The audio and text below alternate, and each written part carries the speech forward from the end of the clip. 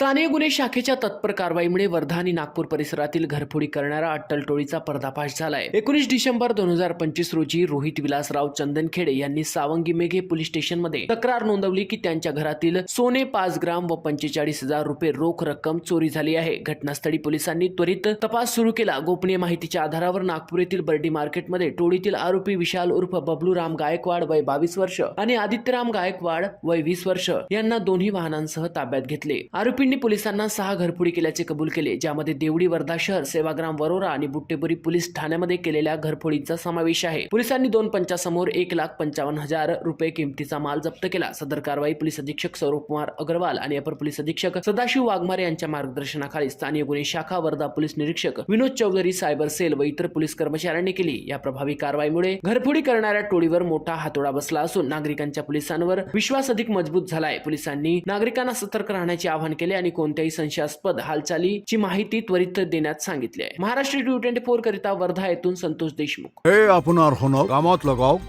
আজিয়ে কল করক 1-800-313-1212 লো।